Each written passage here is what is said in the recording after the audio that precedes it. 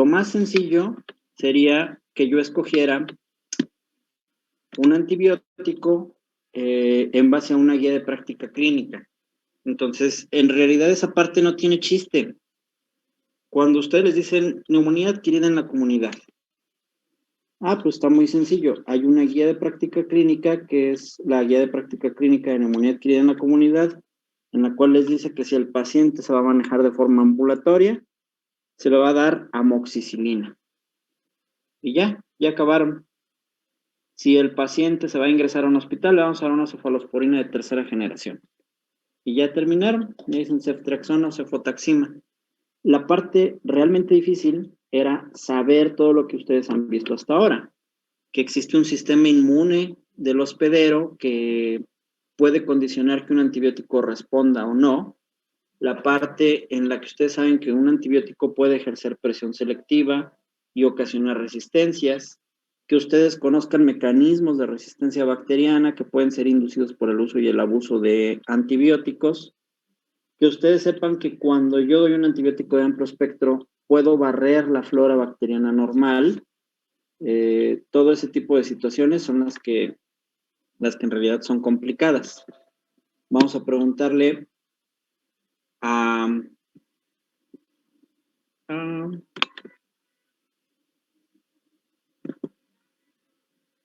José Luis Cardona Torres. José Luis, para ti, ¿cuál es el antibiótico ideal? ¿Cómo escogerías un antibiótico? Pues según el tipo de bacteria que se obtenga en el cultivo, ¿no? ¿Y si no hay cultivo? Pues uno de amplio espectro.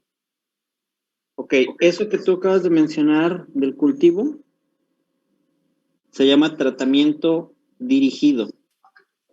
Cuando yo ya tengo un microorganismo aislado y lo voy a dirigir contra ese microorganismo.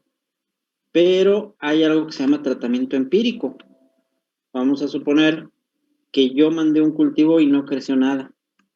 O todavía peor, que yo mandé un cultivo ahorita, pero el cultivo tarda 8 días en desarrollarse y tengo que iniciar tratamiento antes de que empiece antes de tener el resultado porque no alcanza a llegar. Entonces, en el caso del tratamiento empírico, ¿cómo es para ustedes el ideal? Dice por aquí Sandoval Campos Daniela, el que sea más eficaz y que ocasione los menos daños posibles, ¿correcto? Y Cela Contreras Robles, el que sea más eficaz y menos tóxico, muy bien. ¿Y cómo ven? ¿Amplio espectro o no tan amplio espectro? Bueno, si mal no recuerdo, en nuestra clase de microbiología nos llegaron a decir que a veces damos antibióticos de alto espectro a diestra y siniestra y eso solo tendía a provocar resistencia bacteriana. Entonces, quizás no de tan amplio espectro, porque aparte de que no siempre es muy eficaz, solo estamos propiciándole al paciente que después las bacterias ya no, ¿cómo se dice? Ya no muestran ningún tipo de respuesta cuando de verdad se necesita. Entonces, amplio espectro significa que va a abarcar gram positivos, gram negativos, a veces incluso hongos, aerobios, anaerobios, eso significa amplio espectro. Lo ideal es que nosotros demos un tratamiento dirigido, ¿sí? Que vaya dirigido a lo que yo estoy sospechando. Por eso, cuando decimos tratamiento empírico, yo les digo, existen dos tipos de empíricos. Empírico y empírico a secas. O sea, es una barbaridad lo que estoy diciendo, ¿eh? Es para que ustedes lo entiendan. Empírico me refiero a que yo no tengo ni idea del germen que puede causarme eso. En cambio, hay un empírico basado en un sustento epidemiológico. A ver si se entiende mejor. Nos contesto aquí. Isaac, dependiendo del área de la infección, dice Isaac. Por ejemplo, yo te digo infección de vías urinarias, femenino de 30 años, infección de vías urinarias. ¿Tú qué germen sospechas, Isaac? No me acuerdo cómo se llama. Causaba uretritis, era... ¿Cómo se llama esta cosa? 90% de las infecciones de vías urinarias son ocasionadas por ese microorganismo. No sé un específico. Recuerdo que era, si no me recuerdo, era Carnera vaginalis, también podría provocar uretritis en las mujeres. No, pero no es uretritis, es IBU, infección de vías urinarias. No, entonces no se me daría ninguna en específico. Ok, si tú le tuvieras que dar tratamiento a ese paciente, el tratamiento sería empírico, sin un sustento epidemiológico, es decir, como no estás sospechando en nada, tu conducta va a terminar siendo darle un amplio espectro. Entonces vamos a imaginarnos que tú ya estás en el servicio social, estás allá en el rancho, te llega una mujer con infección de vías urinarias, fíjate cómo tu tratamiento va a ser amplio espectro porque no sé qué es. Ahorita no es tu obligación saberlo, todavía no vemos IBU, pero ese es muchas veces el pensamiento que nos ocasiona problema cuando ya tenemos médicos que están en servicio social o ya en la labor común. Dice Daniel Hidalgo, José Luis y Daniela.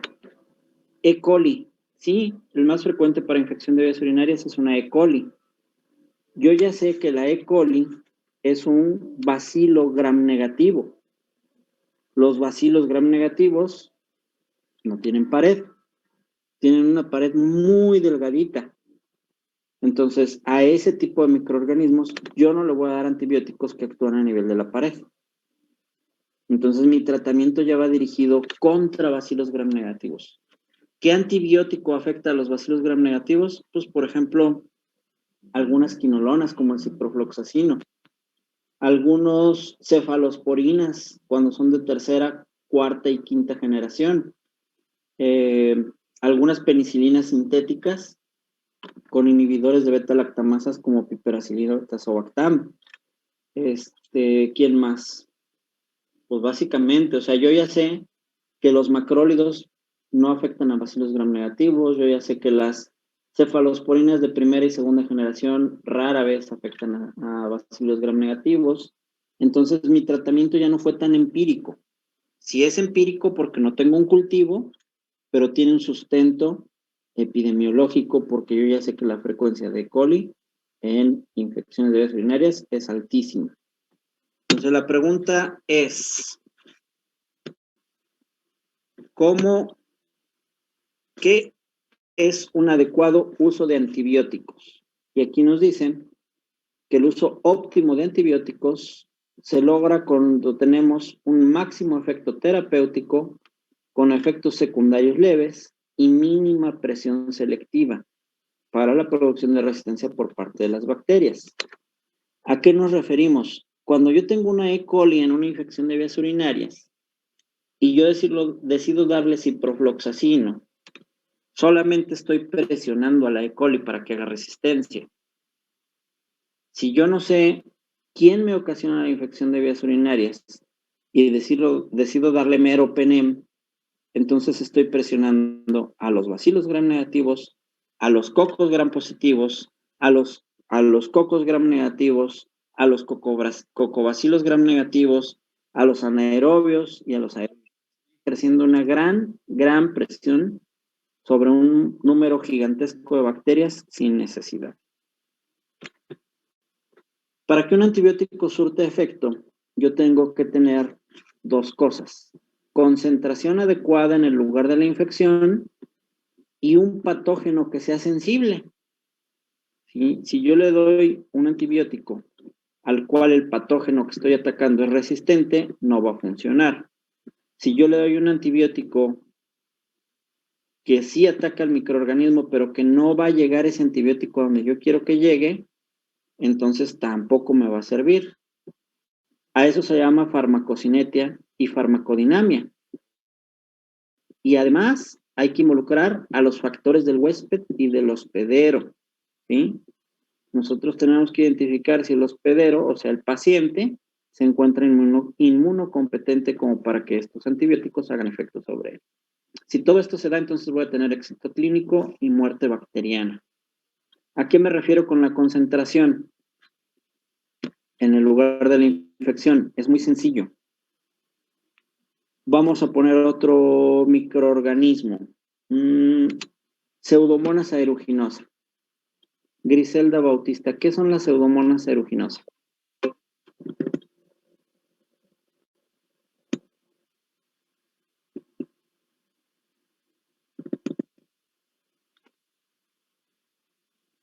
¿Está? Kenia Ávila. Sí. ¿Profesor? Ay. Te oigo. ¿Qué son las pseudomonas aeruginosas? Son pues bacterias gram negativas. Ok, es un bacilo gram negativo. También pues es un patógeno oportunista, ¿no? Ajá. Mm, ¿Qué pasa si yo te digo, no sé. qué antibiótico le darías a una pseudomonas aeruginosa? ¿Sí? Dime antibióticos que creas que cubren pseudomonas aeruginosa.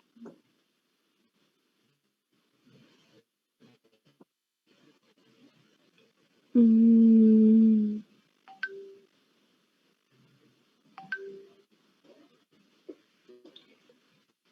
pues podría ser una septicilina. Ajá. ¿Qué es? ¿Qué es la ceftazidima?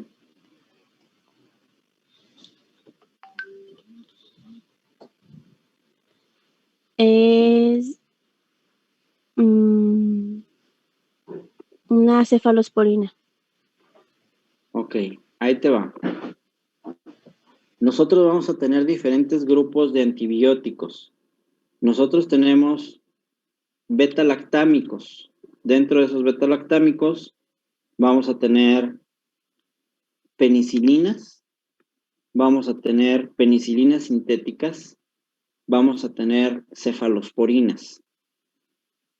Dentro de los beta-lactámicos que pueden afectar a las pseudomonas aeruginosa, vamos a tener a las penicilinas sintéticas, como piperacilina tazobactam. Dentro de las cefalosporinas, vamos a tener a cefalosporinas de cuarta generación,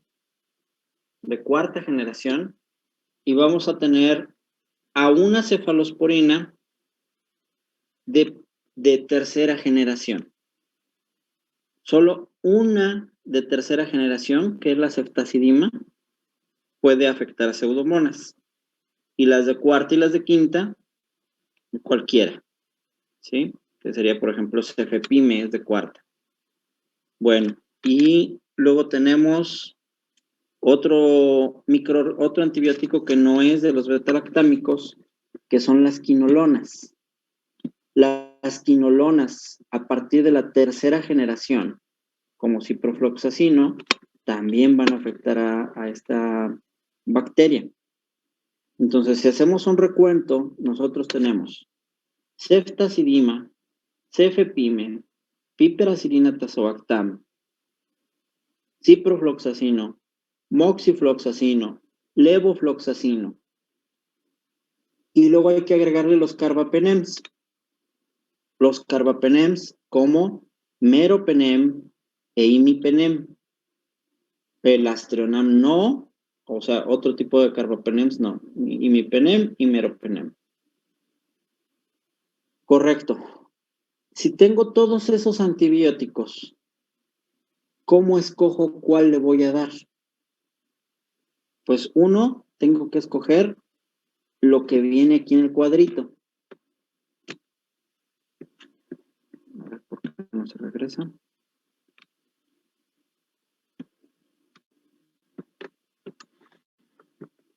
¿Qué dice aquí en el cuadrito? Dice que el patógeno sea sensible. Ah, bueno, pues ya le hice, porque a todos los que acabo de mencionar es sensible. Pero luego dice concentración en el lugar de la infección. Chin. Entonces tengo que saber en dónde tengo esa pseudomonas aeruginosa. ¿En dónde tengo esas pseudomonas? Ah, pues mira, fue infección del sistema nervioso central. Es una meningitis por pseudomonas aeruginosa. Ah, ok, correcto. Entonces voy a descartar piperacilina tazobactam, porque piperacilina tazobactam no penetra al sistema nervioso central. Entonces me quedo con las demás opciones. Oye, no, mira, fue en pulmón. Ah, en pulmón, correcto. Entonces en pulmón sí puedo usar piperacilina tazobactam porque si llega para allá. Sí puedo usar carbapenems, sí puedo usar quinolonas, sí puedo usar todo lo demás. Sí, nada más que sabes que es un niño de 3 años de edad. Oh, qué caray. Entonces con los niños de 3 años, con los niños menores de 12, no puedo usar quinolonas. Entonces voy a quitar a las quinolonas. Me quedo con los demás. Ah, es que el paciente es alérgico a las penicilinas. Entonces quito todas las cefalosporinas y quito las penicilinas sintéticas y me voy a quedar únicamente con carbapenems y quinolonas.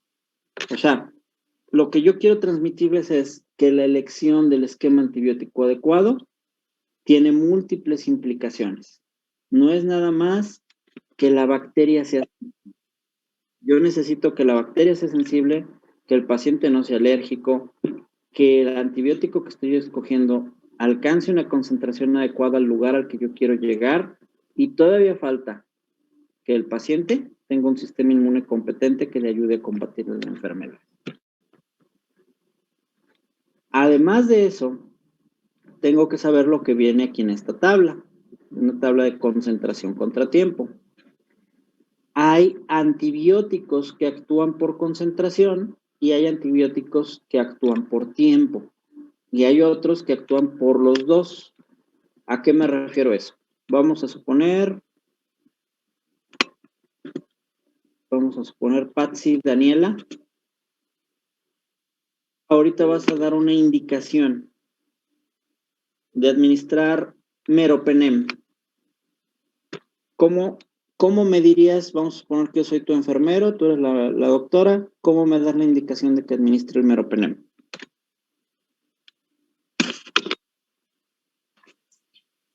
¿Por intravenosa?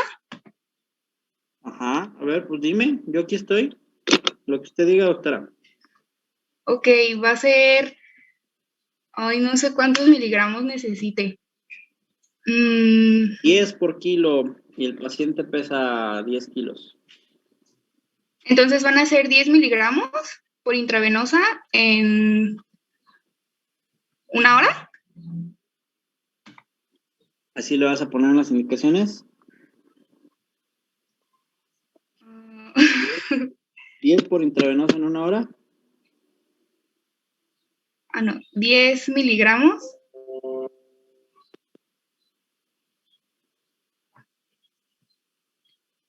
Uh-huh. No era 10 por kilo. Ajá. Perdón, entonces van a ser 100 miligramos de meropenem por intravenosa en 1 hora. Ok, entonces yo pondría aquí, si tú le dices eso a la enfermera lo va a hacer tal cual, ¿eh? Administrar 100 miligramos. Lo voy a escribir aquí para que ustedes lo vean. Meropenem, dice meropenem, administrar 100 miligramos diluidos en 50 mililitros de solución salina al 0.9% para pasar en 1 hora cada 8 horas. Y le vamos a poner aquí 10 miligramos por kilo por dosis. Vamos a poner día 1 de 7. Entonces, más o menos así es lo que ustedes escribirían. Meropenem, administrar 100 miligramos diluidos en 50 mililitros de solución salina al 0.9% para pasar en 1 hora cada 8 horas. La dosis es 10 por kilo por dosis, día 1 de 7. Todo eso se tiene que poner en una indicación. ¿Por qué? Pues porque enfermería lo va a pasar literal, como tú se lo estás dando. Y nosotros, yo les decía, tenemos antibióticos que actúan por tiempo y tenemos antibióticos que actúan por concentración. Obviamente esa no es la dosis de meropenem, ¿eh? Le estoy poniendo un ejemplo así al azar. La dosis es de 50 a 150. Cuando yo doy esa indicación, yo estoy esperando que se respete. Aquí tengo antibióticos que actúan por tiempo. Ustedes ven en el cuadrito de abajo, dice tiempo, concentración mínima inhibitoria. Y hay algunos, como los betolactámicos, macrólidos, clindamicina y linezolid, que actúan por tiempo. Yo podría decirles una penicilina sintética, regresando con la piperacilina. La piperacilina, bueno, el carbapenem también, el meropenem también actúa por tiempo. Yo podría decirles, yo no estoy teniendo resultados adecuados con meropenem, así como lo indiqué, puedo cambiar la indicación y entonces ponerle meropenem, administrar 100 miligramos diluidos en 50 mililitros de solución salina al 0.9% para pasar en 6 horas. Y ustedes dirán, bueno, pero de pasarlo a 1 hora en pasarlo en 6, pues a lo mejor es más efectivo en 1. Depende. Si actúa por concentración pudiera ser, pero los carbapenems actúan por tiempo. Entonces, al estar dándole una dosis por mucho más tiempo, constante, voy a tener un mayor efecto. Incluso es válido que ponerle pasar en 8 horas. Y cuando se termina, empiezo a pasar la siguiente dosis a 8 horas. Y cuando termina, paso la siguiente dosis a 8 horas. Como si fuera una infusión continua. Hay otros antibióticos que no actúan por tiempo, que actúan por concentración. En ese caso, de los que actúan por concentración, como las cefalosporinas. Entonces, lo que yo voy a hacer es duplicar la dosis. En lugar de ponerle 50 por kilo por día, le voy a poner 100 por kilo por día. No le hace que se lo pases en 10 minutos. No me importa el tiempo. Me importa la concentración. Hay otro grupo de antibióticos que actúan por concentración y por tiempo.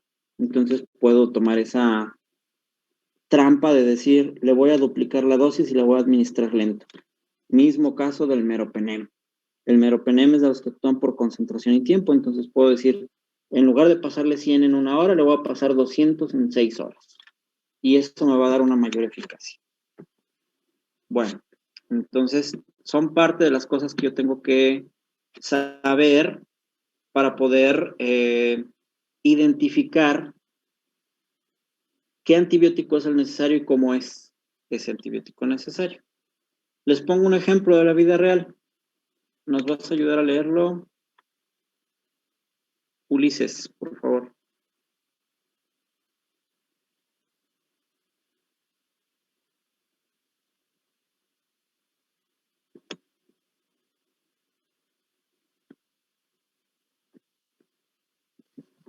Dice, ¿qué antibiótico utilizar? Paciente masculino, 12 años de edad, diagnóstico de fibrosis quística desde los 6 meses de vida. Acude a urgencias por presentar tos productiva de concentración verdosa, febrícula de 37.8 centígrados, policnea, astenia y aguda.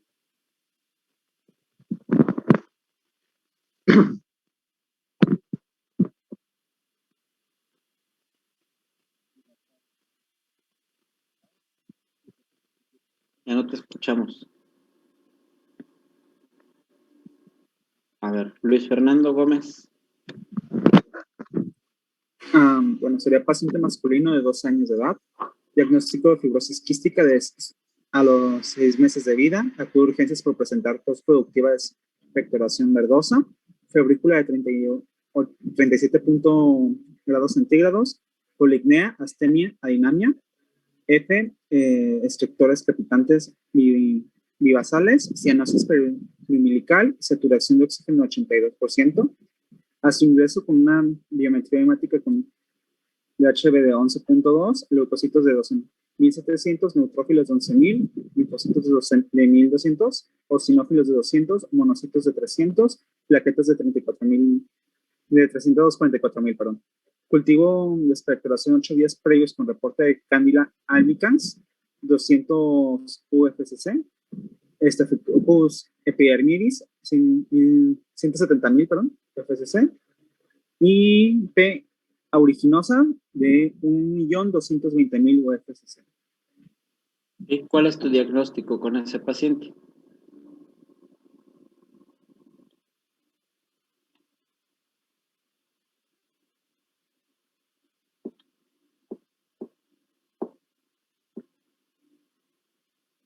¿Tu diagnóstico? Estoy pensando, disculpe.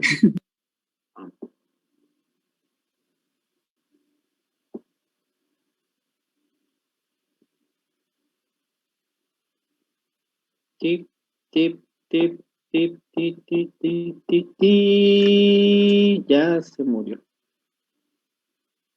Te tardaste. Está enfermo. Enfermo, ¿de qué?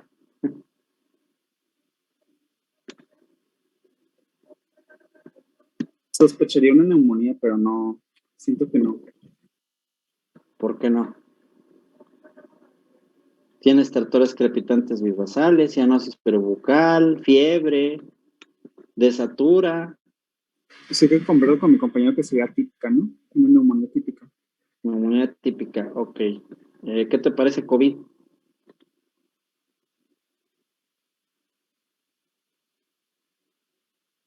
Por el rango de edad, desde los, es que, ¿qué edad decía? 12 años, no me concordaría COVID tanto, ¿o sí? O sea, No es le muy, da.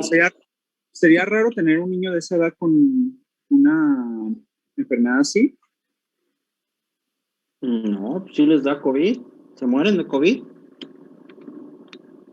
Uno de los errores con la pandemia es ese, pensar que los niños no se enferman. Fíjate que es uno de los mitos populares ahorita, que a los niños no les da COVID. Sí, sí les da. Y más cuando tienen una patología de base. ¿Se acuerdan que yo les decía, hay que ver el sistema inmune del paciente? Este niño tiene fibrosis quística desde los 6 meses de vida y tiene 12 años de edad. Ok, no andas tan mal. Cuando nosotros hacemos el diagnóstico de una enfermedad, siempre debemos de tener un diagnóstico principal y varios diagnósticos secundarios, o tener un diagnóstico que vamos a tratar de cotejar contra otros, ¿sí? Se llaman diagnósticos diferenciales. Entonces, tú debes de tener una sospecha diagnóstica, ¿sí? ¿Cuál sería tu sospecha diagnóstica principal y tus 3 diagnósticos diferenciales? Creo que tu diagnóstico principal ya lo dijiste y es neumonía, ¿verdad? Sí. Y tus diferenciales, pues el primero sería neumonía atípica, el segundo sería ¿qué? COVID. Sí. Y ahí no sé si incluiría yo tuberculosis por la alta incidencia. Ok, es válido que tú tengas sospecha de TB. Entonces esos son tus 3 diagnósticos diferenciales y tu diagnóstico principal. Número 1, siempre debemos de hacer ese ejercicio, diagnóstico de sospecha y diagnósticos diferenciales. Si nosotros no lo hacemos así, entonces vamos a batallar más. Después de eso, tenemos que escoger una guía de práctica clínica que me ayude a dar tratamiento a esa enfermedad. Y ese es el problema. Si yo me equivoco en el diagnóstico, voy a escoger la guía equivocada. Este caso es para que se patinen, ¿eh? No se asusten. Dice, ¿qué diagnóstico sospecha? Ya dijimos. En esos diagnósticos que tú sospechaste, ¿cuál es el germen responsable? Aquí la principal era... ¿Puedo regresar a la última? Disculpe. La pasada, por favor. La que tenía 1.220.000, creo que era P. aeruginosa, sí. A ver, ahí. Sí, precisamente Pseudomonas. son aeruginosas. Pseudomonas aeruginosa. Ok. Sí, Luego es la que dice, ¿qué necesitas para establecer el diagnóstico y el tratamiento? primero, pues, como usted dijo, sería el cuadro clínico para posteriormente saber qué estar buscando en un cultivo. De acuerdo a la guía de práctica clínica, necesita antibiótico. Y de ser así, ¿cuál antibiótico le darías? Pues ya lo había comentado ahorita, serían unas cefalosporinas de tercera generación, que hay. Cefotaxima o ceftriaxona. Sí, ¿verdad? Ok, aquí veo comentarios de algunos de ustedes. Dice, por ejemplo, la misma pseudomonas causa coloración verdosa del esputo. ¿No sería una sepsis? Sí, puede ser. Habría que ver cómo están los demás datos del paciente. No trae tan elevados los leucos, la fiebre no es tan elevada, que era lo que ustedes decían. Decían, no puede ser neumonía porque no tiene fiebre tan alta. Bueno, acuérdense que en los pacientes COVID, que es una forma de neumonía típica, hasta 35% no tienen fiebre. Y en otras neumonías atípicas, como por micoplasma neumonía, por ureaplasma, hasta el 60% no tienen fiebre. Entonces, la fiebre no me da todavía ese diagnóstico diferencial. Luego dice, ¿Pseudomonas tiende a causar neumonía? Sí, sí tiende a causar neumonía. Staph epidermidis causa neumonía. Híjole, ese sí te lo debo, Brandon. Fíjate que Staph epidermidis sería rarísimo que te diera una neumonía. Es un germen que no le gusta vivir en el pulmón. Ok, entonces, ustedes todavía tienen muchas cosas pendientes en su enseñanza. Pudiéramos escoger una guía clínica de forma equivocada. Apaguen sus micrófonos. En realidad, este paciente lo que tiene es una exacerbación de la fibrosis quística. La fibrosis quística, ya habíamos dicho, es una enfermedad congénita relacionada con una alteración en el brazo corto del cromosoma 7, que me va a originar una alteración en el transporte de algunos electrolitos como el cloro. Entonces, son pacientes que a nivel pulmonar no pueden eliminar las secreciones. Las secreciones se hacen espesas, se hacen verdosas, se hacen duras. El paciente no puede expectorarlas porque no tiene lubricación suficiente y esas secreciones tienden a contaminarse, tienden a colonizarse. Entonces, habitualmente las recaídas de la fibrosis quística, las recaídas infecciosas a nivel pulmonar son por Pseudomonas aeruginosa. Entonces, si yo hago un diagnóstico apropiado, voy a escoger la guía de práctica clínica adecuada. Si yo no hago un diagnóstico apropiado, entonces voy a escoger una guía de práctica clínica inapropiada. Si yo pensara en este paciente como una neumonía adquirida en la comunidad, pues estaría pensando que la guía de práctica clínica de neumonía me dice que si lo voy a mandar a su casa le dé amoxicilina y que si lo voy a internar le dé una cefalosporina. La guía de práctica clínica de fibrosis quística dice, tienes que basarte en el cultivo. Y si no tienes cultivo, entonces tienes que empezar con una cefalosporina de cuarta generación o con una penicilina sintética. Entonces el tratamiento, de acuerdo a la guía de fibrosis quística, sería con piperacilina tazobactam o en su defecto con cefepime de forma inicial. Pero si tienes cultivo, vas a tener cultivo. Bueno, este es el cultivo del paciente y esto es a lo que no queremos llegar. Si ustedes se fijan en ese cultivo, todo esto que tenemos aquí, ¿qué nos indica? Daniela. ¿Sí? Ah, bueno, ¿quién participó? Era resistencia, ¿no? Resistente. ¿Y qué significa el numerito de aquí de al lado?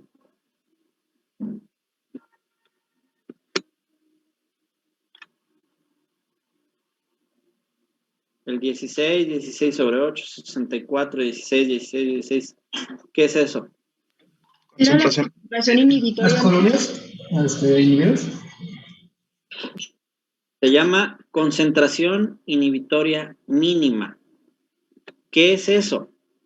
Las veces que tuve que administrar la dosis del antibiótico para que se lograra tener un halo de inhibición.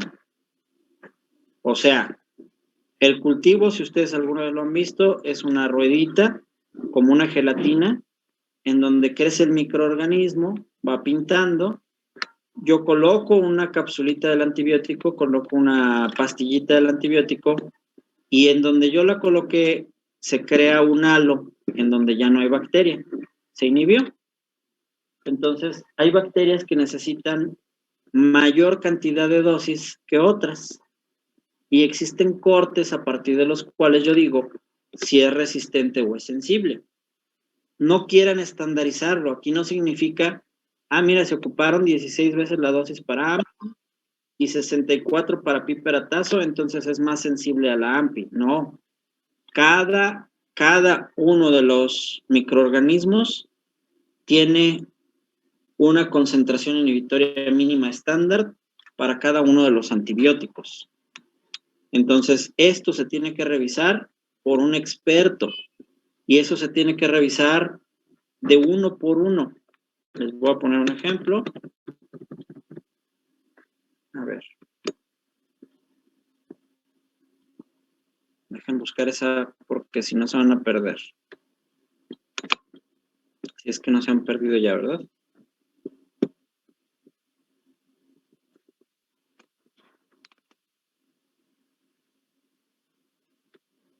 Miren, por ejemplo, esta tablita.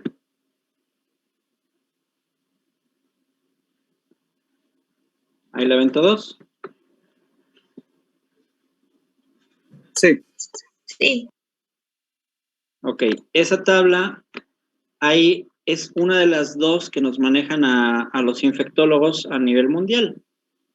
Una es la de la NCCLS y la otra es la EUCAST. Tanto la NCCLS como la EUCAST son cortes o puntos de corte para la concentración inhibitoria mínima. Aquí estoy usando meropenem para Pseudomonas aeruginosa. Entonces, aquí viendo meropenem para Pseudomonas aeruginosa, me da un corte de 2.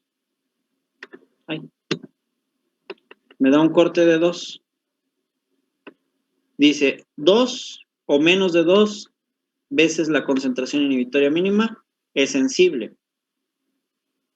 8 o más de 8 es resistente. Entre 3 y 7 lo vamos a tener como indeterminado. Acordándonos del paciente que acabamos de ver, no me daban las concentraciones de meropenem, eso suele suceder. Solo me daba las de imipenem y las de ertapenem. Entonces yo, el más parecido a meropenem es imipenem y es el que voy a tomar y dice mayor a 8. Entonces, en ese mayor a 8, lo comparo y me dice resistente. Entonces, de acuerdo a la guía gringa, de acuerdo a la guía de la NCCLS, pues mi meropenem va a estar resistente. Ahora vamos a ver la guía europea. La guía europea se llama EUCAST. Y el EUCAST me dice corte de resistencia mayor a 4 y me dice sensibilidad menor a 1. Aquí lo tienen, ¿sí? Menor a 1, mayor a 4. Chin. Entonces yo tenía imipenem mayor a 8, pues aquí es todavía más resistente. Así de complicado es esto. Ustedes en su práctica diaria no van a tener que hacer todo eso. Ustedes en su práctica diaria nada más van a observar si el cultivo les dice sensible o resistente. Ya en los casos complicados, muy complicados, como el que estamos viendo ahorita, en donde todo se reporta resistente, ya es función de un infectólogo decidir con las tablas del NCLS y con las tablas del EUCAST a qué es más resistente y a qué es más sensible, aunque diga aquí que es resistente a todo. Lo digo de otra forma. Cuando a ustedes les digan, cuando ustedes les enseñan este cultivo,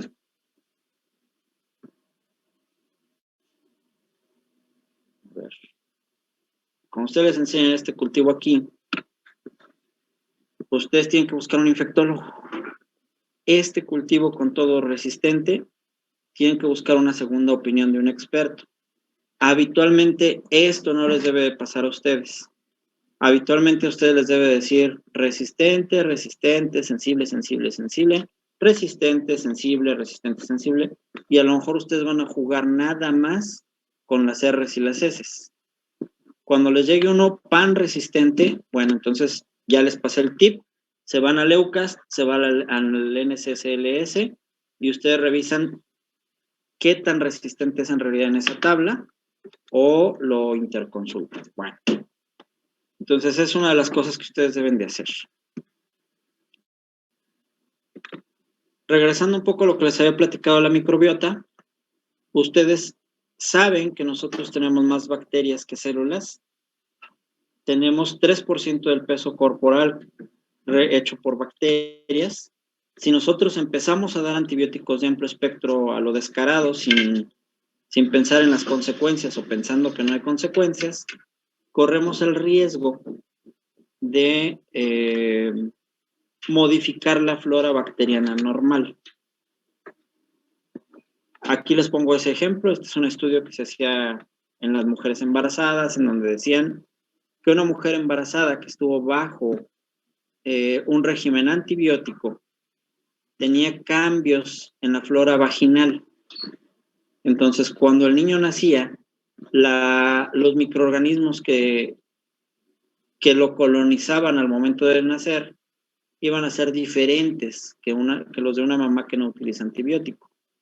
Y desde ahí nosotros íbamos a tener un niño que iba generando resistencias a los antimicrobianos.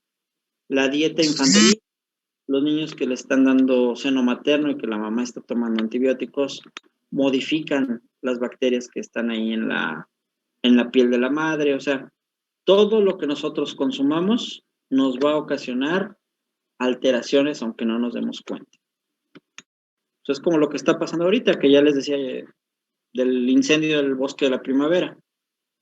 Sería tonto pensar que el incendio únicamente está afectando al bosque, ¿verdad? Nosotros nos damos cuenta de que el incendio en el bosque pues nos está llegando hasta acá. No sé ustedes si en su casa también tienen este problema ahorita, pero en muchas partes de la ciudad está sintiéndose la cantidad de contaminación y de humo excesiva. O sea, acá es lo mismo.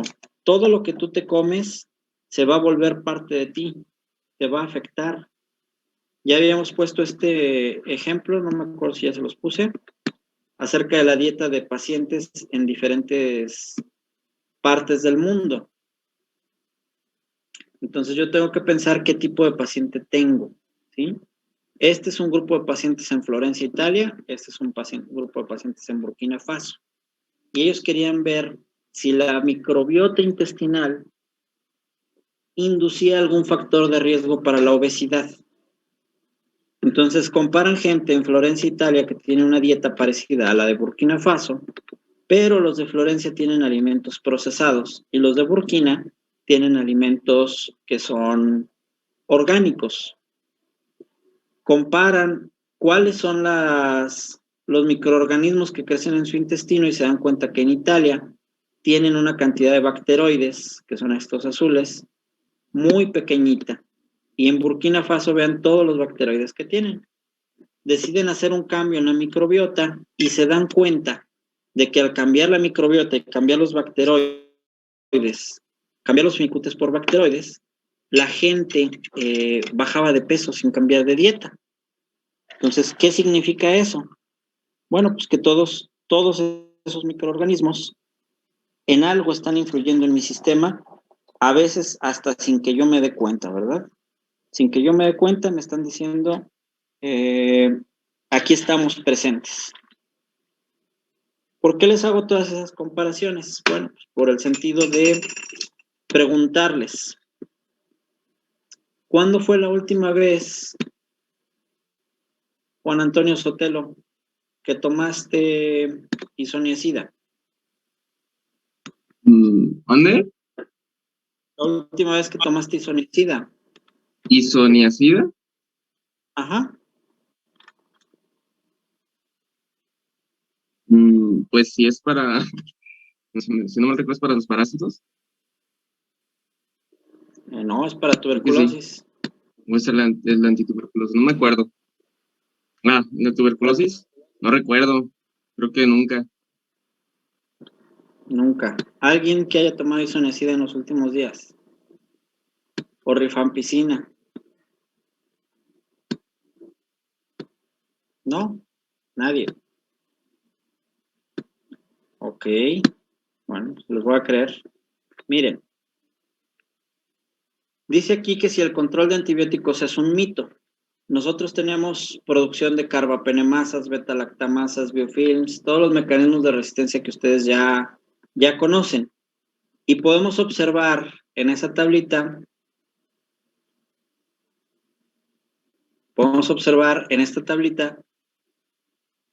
que únicamente 50% de los antibióticos son para consumo humano. El otro 50% se utiliza en la agricultura y en la ganadería. 80% de las veces como profiláctico o como factor de crecimiento.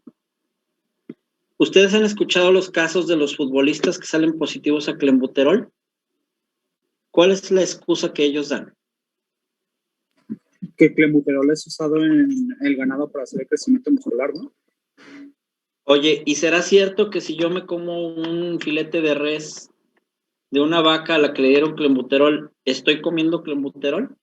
El filete precisamente no, tendría que ser el hígado y tendrían que ser concentraciones altísimas. No creo que ni siquiera la vaca sobrevive para eso. Fíjate que no, fíjate que es frecuente que te lleguen pacientes al hospital intoxicados por clenbuterol. Por eso el clenbuterol ya está prohibido para el consumo de los animales. Hace algunos años, hace todavía unos 15 años, era tiro por viaje que nos llegaban pacientes al hospital civil o al hospital de Soquipan, y llegaba el montón de pacientes, sobre todo pediátricos, que nos decían, no, intoxicación por clenbuterol. Oiga, ¿qué comieron, señora? No, pues hicimos una carne asada y aquí estamos todos los de la carne asada. Aquí están mis 2 cuñados, aquí está mi hermano, aquí está mi esposo y aquí están los 3 niños y todos intoxicados por clenbuterol. Entonces, sí, es un hecho que si tú te comes algo que recibió algún tipo de insumo, probablemente también te lo estás comiendo. Les pongo otro ejemplo. ¿Qué es la carne Kobe? ¿Han escuchado eso? Es carne japonesa. ¿Y qué tiene? De la región de... Es de la región de Kobe, del puerto de Kobe específicamente. Se supone que son vacas que artesanalmente, son cuidadas más artesanalmente, por así decirlo. O sea, tienen un mayor cuidado en eso, no son alimentadas con este tipo de... se me fue el nombre, disculpe. O sea, no se les da tanta crecimiento, sino no se cuidan naturalmente, no sé cómo explicarlo. Les dan de comer cosas naturales, creo que en su mayoría era arroz, maíz y no me acuerdo qué otra, ¿cómo se dice? Bellotas y almendras. Otro grano. Y también decían que, o sea, prácticamente esas vacas viven mejor que uno. Las masajeaban con saque para que no estuvieran estresadas. Y pues son vacas. Son vacas cuidadas. Ok, entonces, vean el mensaje que me están transmitiendo, ¿eh? Y vean el mensaje que nos están mandando también de allá. O sea, si yo te digo que a una vaca hay que darle de comer orgánico, hay que darle de comer almendras, hay que darle su masajito, hay que ponerla a bañar en agua tibia, porque todo lo que la vaca produce, si se estresa, las reacción adrenérgica, si le doy de comer cosas no orgánicas, le estoy dando estimulantes del crecimiento, todo eso afecta el sabor de la carne.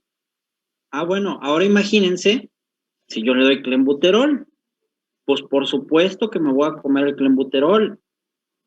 Por eso los futbolistas, los boxeadores y toda esa gente dicen, no, pues salió hoy positivo clenbuterol, pero yo no estoy usando clenbuterol, me lo comí en una carne que comí en México. Bueno, pues bueno, sorpresa. Como ya está prohibido el clenbuterol, estamos utilizando carbapenémicos. Resulta que uno de los medicamentos de amplio espectro, de muy amplio espectro, que en la medicina utilizamos únicamente para bacterias pan resistentes como la que acabamos de ver, que decía resistente, es una polimixina que se llama colistina. La colistina es un polipéptido cíclico y hay dos tipos, colistina A y colistin B. Son igualitas, son primas. Nosotros utilizamos el policíclico colistin A para hacer antibiótico.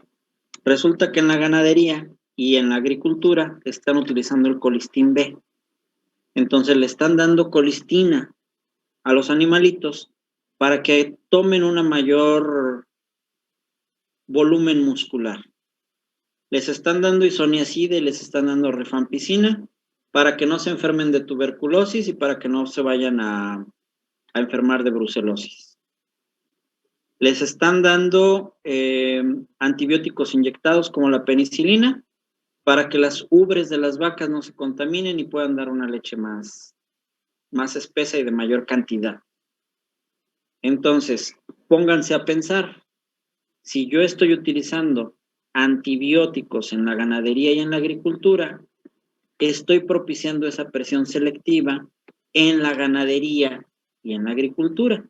Y estoy comiendo bacterias y estoy comiendo residuos bacterianos pan resistentes. Y estoy generando bacterias resistentes en mi comunidad. Entonces, la restricción de los antibióticos para el ser humano no es suficiente. Tendríamos que restringir también su uso en la ganadería y en la agricultura. De por sí, el restringirlo en humanos ya fue ganancia. Ustedes se saben estas frases de aquí, estas frases antes se utilizaban para bacterias, perdón, para infecciones que eran bacterianas y que ameritaban antibiótico. Ahora que ya está prohibido, pues ya no se hace así. Pero era común que nosotros tuviéramos frases como las que están ahí. Vamos a preguntarle a Alejandra Estrada. Alejandra, completa. No me la sé, doctor. ¿Cómo no?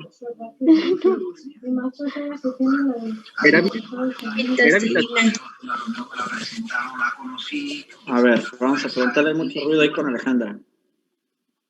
Andrea Itzel Santillán.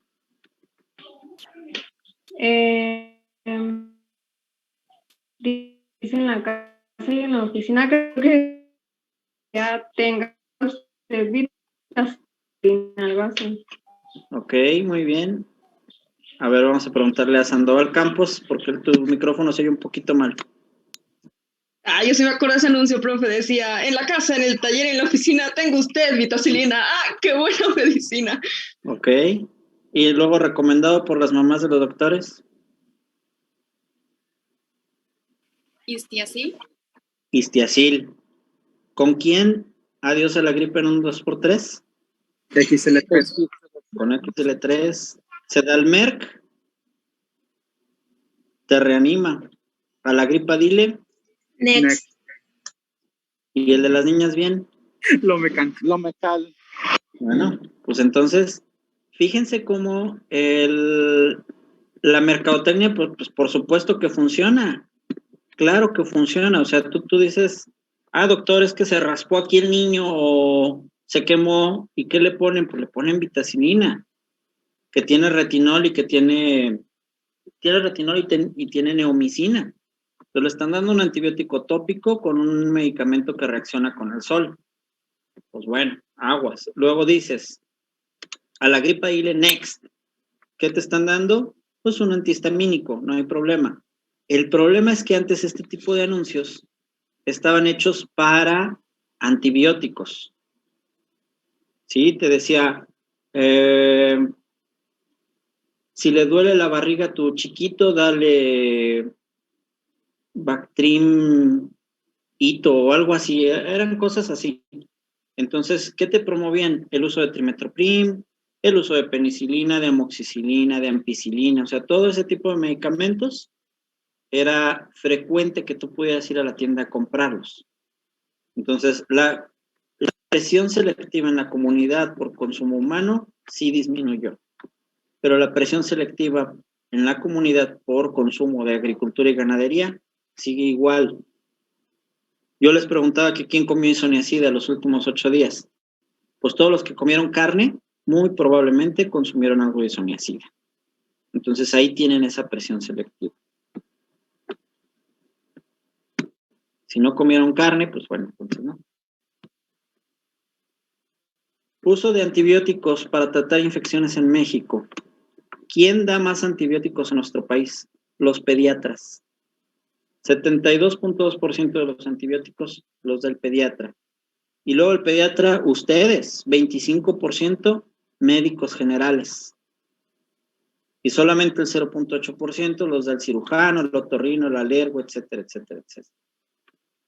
Además de dar un antibiótico de amplio espectro, damos un tiempo de administración equivocado, una dosis equivocada, y muchas veces damos genéricos. Entonces acabamos dando en lugar de 7 días recomendados, 5.5 días, 5.9 días. Aquí entra nuevamente el problema de las farmacias. Vamos a acordarnos que la mayoría de las veces el tratamiento con amoxicilina es por 7 días. Entonces, si yo voy a dar 500 miligramos cada 12 horas por 7 días, ¿cuántas pastillas necesito?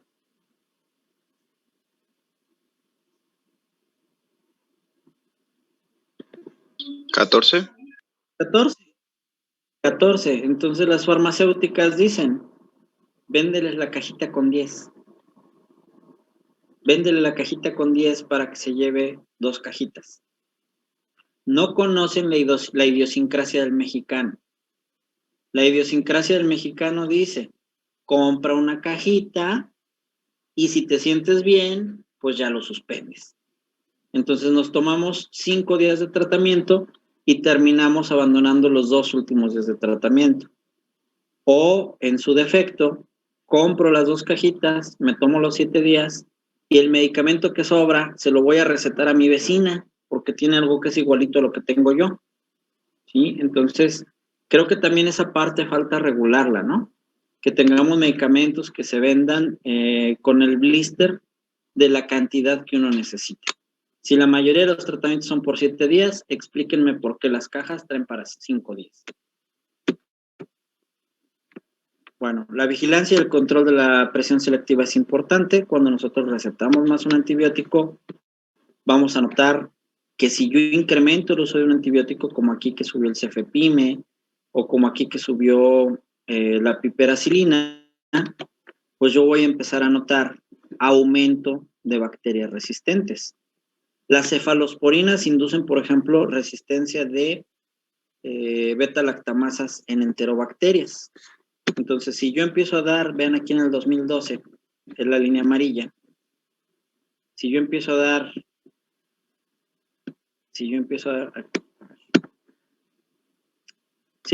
cefepime y aumento para el 13, y aumento para el 14, y aumento para el 15, ¿cómo voy a ver a mi E. coli productora de beta-lactamasas también en amarillo? Pues que aumenta, y aumenta, y aumenta.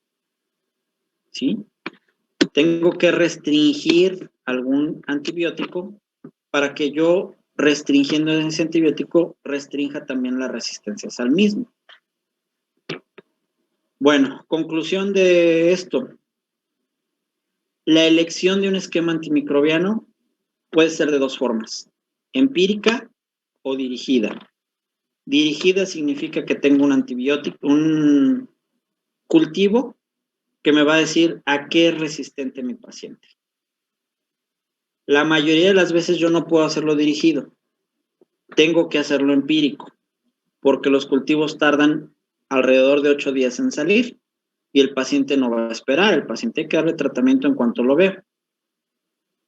En ese escenario, es mejor hacer un tratamiento empírico con el conocimiento epidemiológico que hacerlo empírico.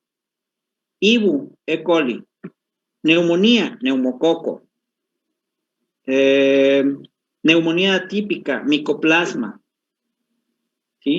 Yo tener ya esa asociación en mi cabeza de decir cuál es el más frecuente aquí. Luego, escoger la guía de práctica clínica adecuada. Ah, bueno, este paciente tiene fibrosis quística, voy a agarrar la guía para fibrosis quística. Ah, no, es un paciente previamente sano, voy a agarrar la guía para neumonía adquirida en la comunidad. Es un paciente inmunocomprometido, voy a agarrar la guía de neumonía en el paciente inmunocomprometido. Basarme en esa guía para mi tratamiento empírico, pero conocer cuáles son las resistencias en mi medio. Esto es de mi hospital en donde yo trabajo. Aquí estudiamos cuántos pacientes teníamos con fibrosis quística y a qué eran resistentes, y nos dimos cuenta de que la mayoría son resistentes a micacina, a cefepime, a mero, a imipenem, a cipro, y muchos son sensibles a piperacilina tazobactam. Entonces decidimos en el hospital, cuando llega un paciente con fibrosis quística de forma empírica, dar tratamiento con piperacilina tazobactam en lo que sale del cultivo. Cuando ya tenemos un cultivo, si me dice resistente y sensible a otra cosa, lo cambio. Y si me dice resistente a todo, pues entonces le hablan al infectólogo para que agarre sus tablitas del NCLS o su tablita de Leucast y se vaya a antibiótico por antibiótico buscando a qué es sensible o a qué es un poquito más sensible. Hacemos trucos, como por ejemplo ahí, que veíamos ese paciente multiresistente. Ah, bueno, voy a buscar a qué es menos resistente. De todo lo resistente que es, menos resistente. Y me doy cuenta de que es menos resistente a mero. Entonces lo voy a dejar meropenem, pero acordándome que el meropenem actúa por concentración y por tiempo. Entonces le voy a dejar la dosis al doble y se la voy a dejar a pasar en 6 horas. Y entonces aumento mis probabilidades de que me dé cierta sensibilidad. Y por último, tengo los estudios de este señor, el doctor Eagle. ¿Alguna vez han escuchado los estudios del doctor Eagle? ¿Como águila se escribe? ¿Eagle? ¿Alguien lo ha escuchado o no?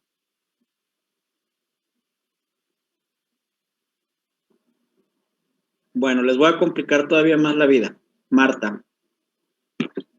Fíjate, Marta, que ya vimos que hay antibióticos que actúan por concentración y otros que actúan por tiempo. Si yo tengo uno que actúa por tiempo y no por concentración, y yo no me acuerdo, y le duplico la dosis, y le duplico la dosis, y le triplico, y le cuadruplico la dosis, y le estoy dando dosis altísimas pensando que va a funcionar, ¿qué crees que pase?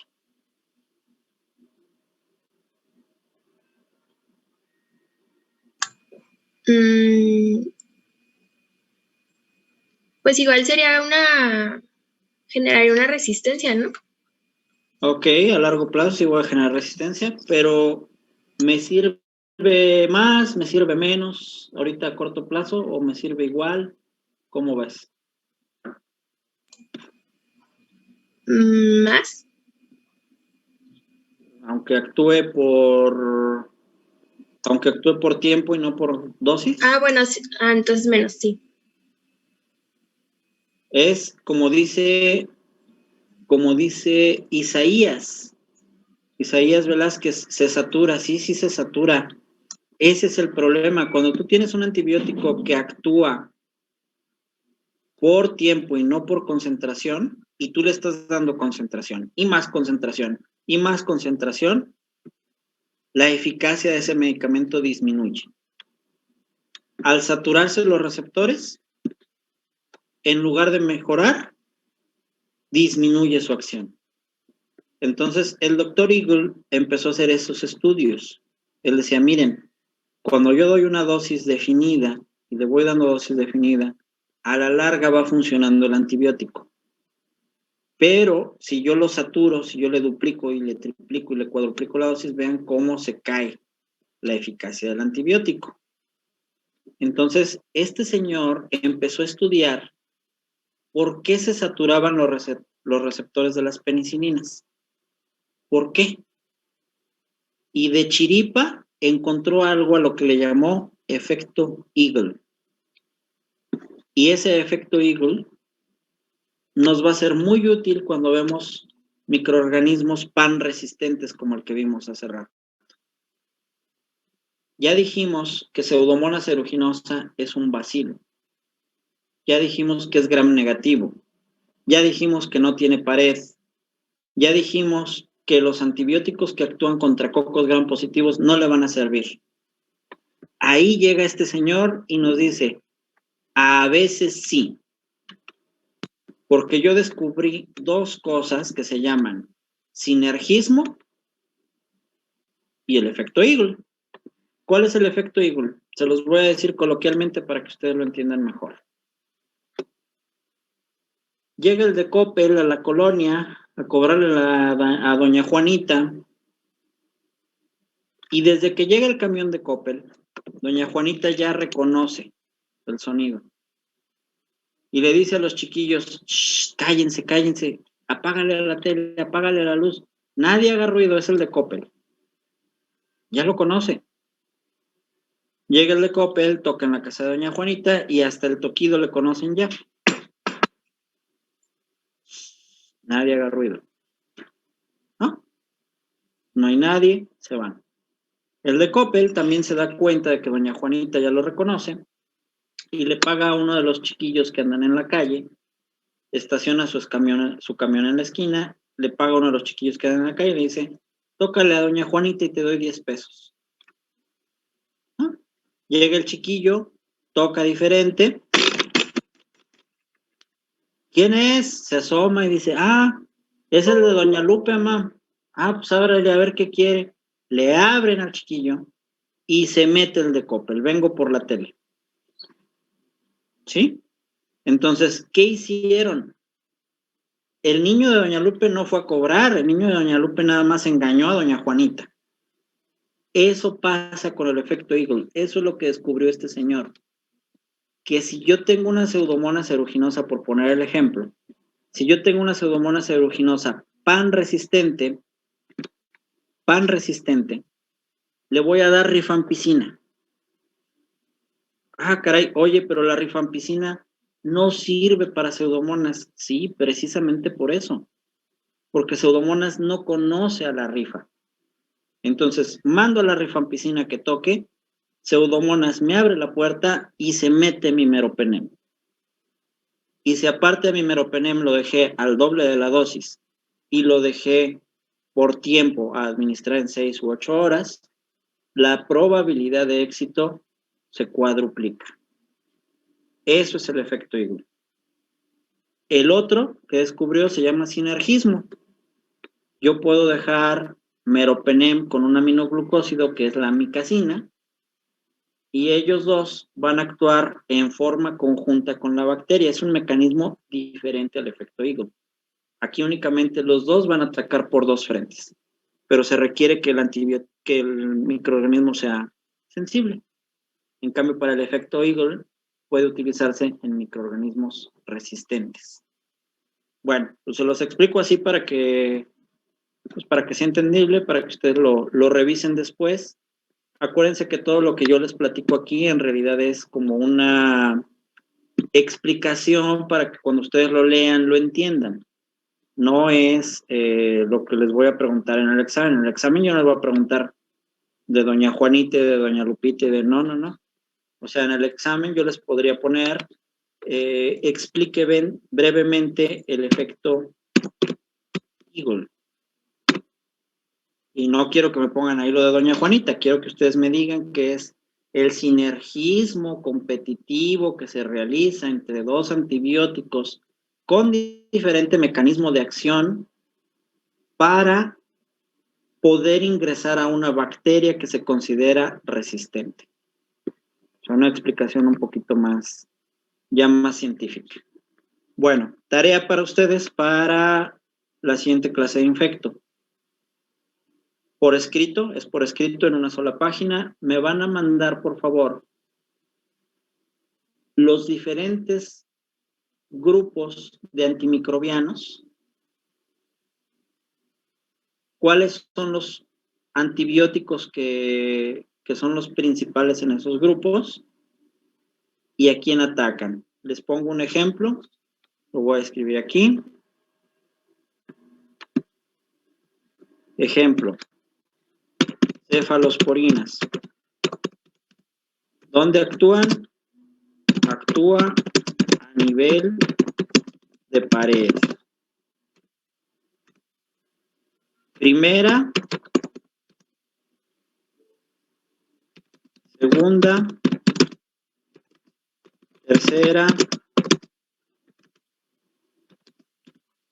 cuarta y quinta generación. La de primera es tal. La de segunda